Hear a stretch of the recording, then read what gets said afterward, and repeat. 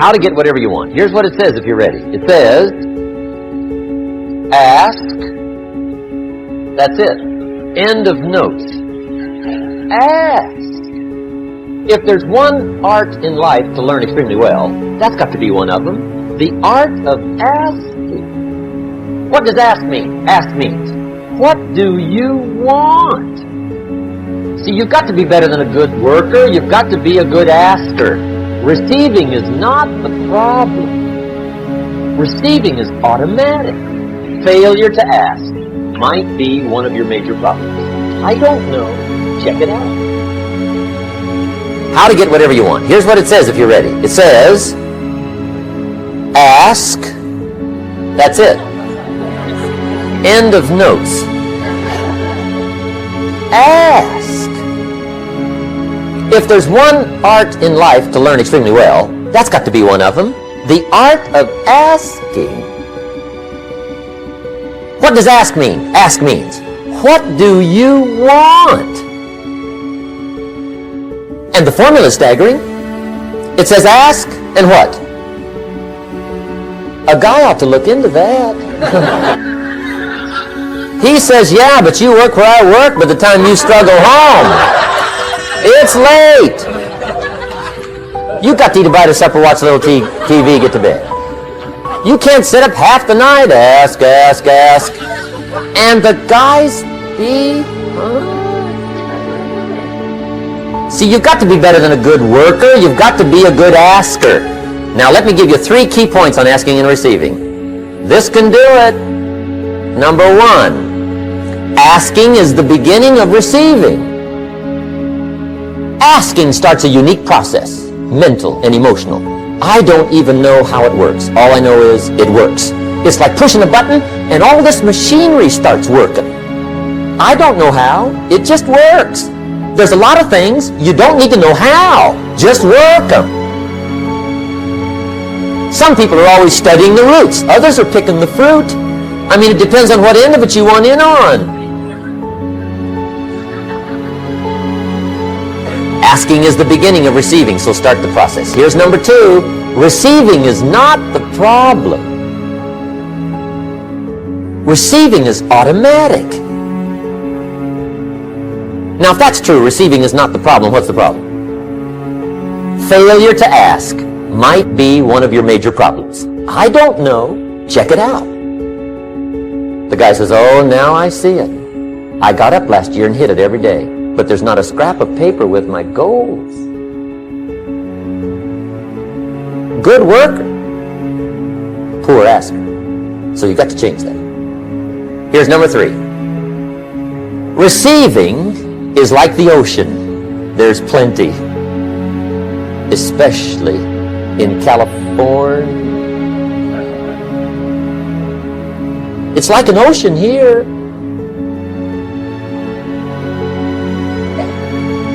Success is not in short supply.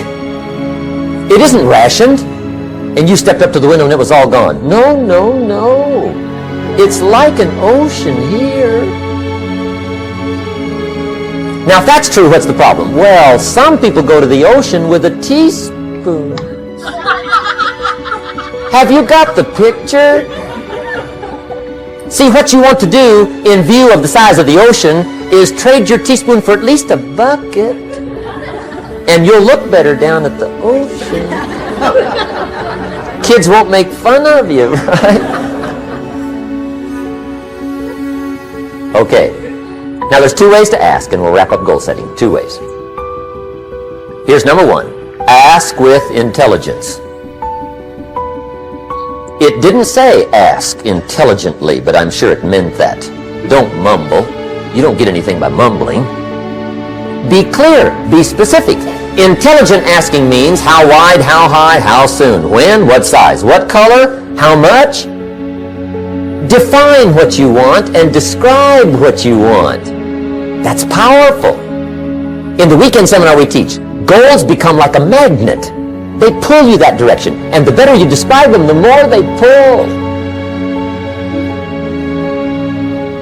So ask intelligently. Here's number 2.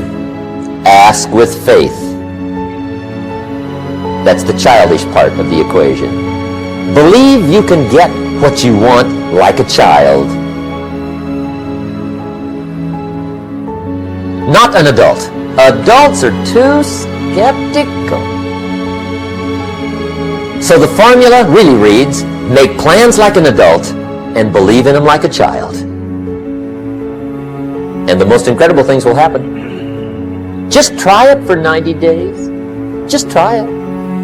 You can always go back to the old ways. Just try it. Just 90 days, 90 days.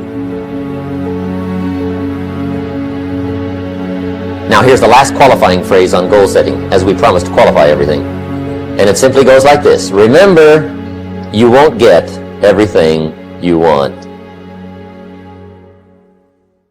And we've already studied the reason for that. Simply, sometimes it hails on your crop and rains on your parade. It's that kind of planet. So you won't get everything you want, but if you will work this goal-setting formula, you can get plenty for wealth and happiness.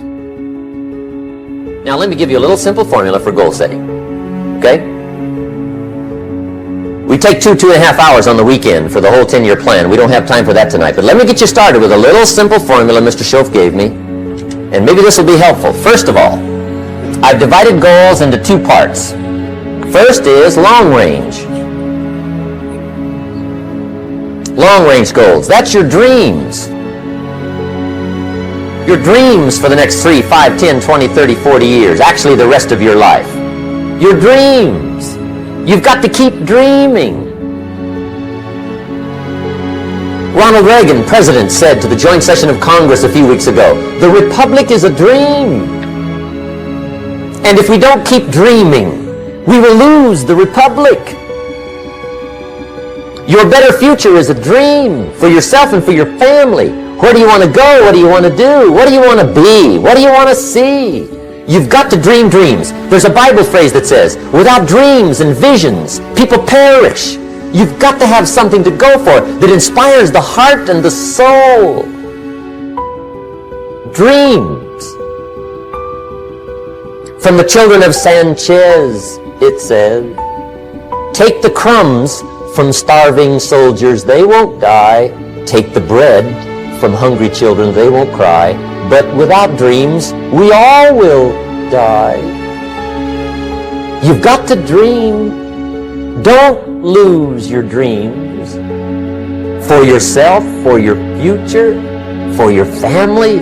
The dreams of love and enterprise and travel and doing things. Becoming something unique on your journey here. Don't lose your dreams. Do some dreaming. That's long-range goals. You've got to have those. So that's number one. Here's the second part of goals, short range. Short range goals. That's your goals for tomorrow, this week, this month, this year. The immediate future. We call these confidence builders. Because if you set up something short range, go for it. Get it. Latch onto it. Work hard. Accomplish it. That starts building your strong feelings to go for your dreams. Now, I've divided goals into 3 categories. Here they are. Number 1 is economic. That's your goals for money, income, business, profits, production. Economics. Make sure you've got your economics well planned. Economics plays a major role in everybody's life. Economics is major, which means it ought to be meticulously well planned for tomorrow, this week, this month, this year, long range. What if you asked somebody tomorrow if you could see their meticulously well-planned list of economic goals? What would they probably say? They say, you some kind of a nut? You must be weird. Hey, I found out what success is. Success is doing what the failures won't do. Make sure you've got your economics well planned. It'll put you in the top 5%. One of the key little subjects we talk about on the weekend is the 7 fundamentals for wealth and happiness. And that's one of them, well-planned economics. It's a fundamental if you want to do well. Join the top 5%. Anybody in this room can join the top 5%, if you will. Okay. Now here's the second category of goals, things. Make a list of the things you want. And And on my list of things, now I put everything. Little things as well as major things. Doesn't matter how small it is, it goes on my list. I used to just put major things, cars, homes. I don't do that anymore. I now load my list with everything. Everything. And the reason is, part of the fun of having a list is checking it off. That's it. Boy, at the end of the day, if you can go, got it, whatever it is, right? You get into the habit. So load up your list, the things you want. Now, when you check off something major, celebrate. That's an important point to make. Celebrate your achievements. Live it up. Have a party when you reach something you've worked for a while. See, we all grow from two experiences. One is called the pain of losing. The other one is called the joy of winning. We need both of them. Amplify them as much as you can, which also means make losing painful. If you set up something, fooled around, didn't get it, put it on yourself. On the other side, if you did get it, congratulate yourself. Self-congratulations is a sign of maturity. Seeking congratulations is a sign of immaturity. But hey, winning and losing, see, that's what it's all about. That's the name of the game. Now, some people lead such mediocre lives, at the end of the day, they don't know whether they're winning or losing. They got no clue. Guy's just going through the day with his fingers crossed. There's a better way. Okay, here's the third category of goals, personal development.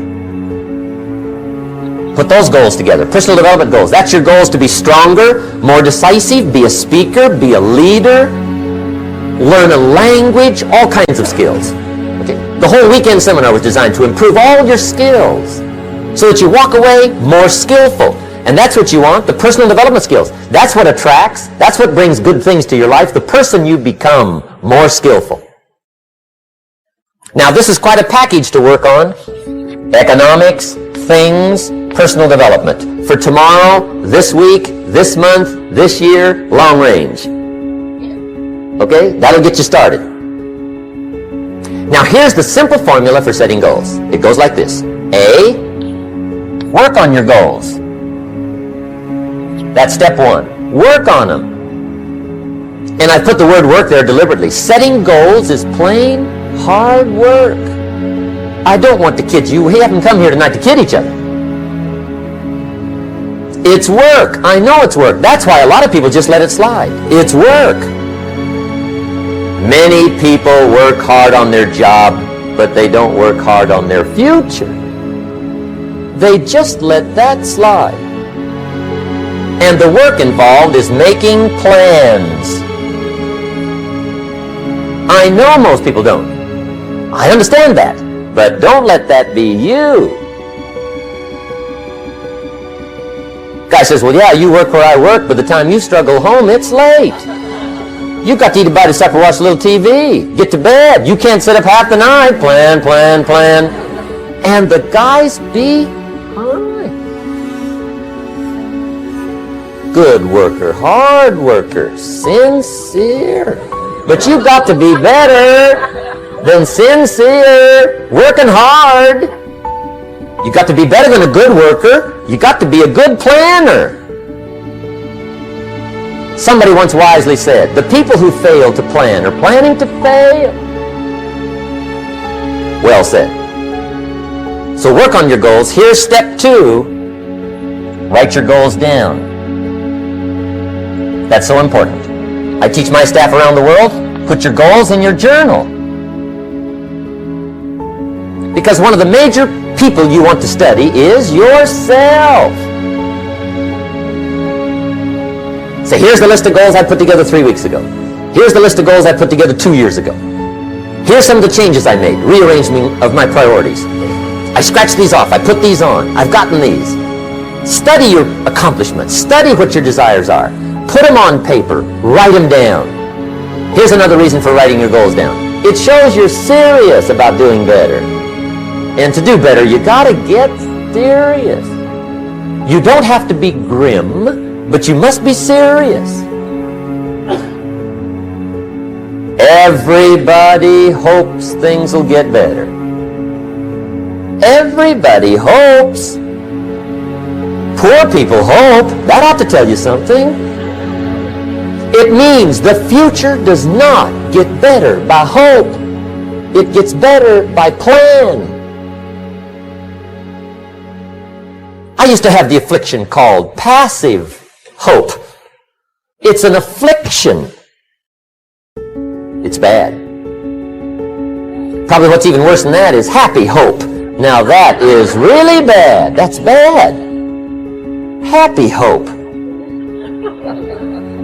The guy's 50 and he's broke and he's still smiling. See, that's not good. So get serious about your goals. Put them on paper. Write them down. There's all kinds. His goals, her goals, their goals. Business goals, financial independence goals, family goals. I mean, there's so many things to work on this that if you don't get busy and work on it, sure enough, the time will pass. And sure enough, 5 years from now, you'll wind up where you don't want to be, wearing what you don't want to wear, driving what you don't want to drive, being what you don't want to be. Now's the time to fix it. Now, here's the third step to your goals. Check the size of your goals and the kinds of goals. How big they are, what kind they are, affects you. And here's one of the important phrases of the evening. Your goals are affecting you, whatever they are. Your goals affect your handshake. Your goals affect your attitude, personality. Your goals affect the way you walk, the way you talk, the way you dress. All day long, we're being affected by our goals. Now, some people have goals, but they have such lousy goals. The effect is bad. I asked a guy one time, what are your goals for this month? The guy said, look, if I could just scrape up enough money to pay these lousy bills. That was his goal. I'm not saying it isn't a goal. It's a goal, but it's such a lousy goal, the effect is bad. You don't jump out of bed on Monday morning and say, oh boy, another chance to go out and scrape up the money to pay my lousy bills. See, you don't do that. Usually you say, oh, not another Monday. And some people have so given up on life, they have joined the thank God it's Friday club. How sad. Surely those are the same people, when life is over for them, will say, thank God it's over.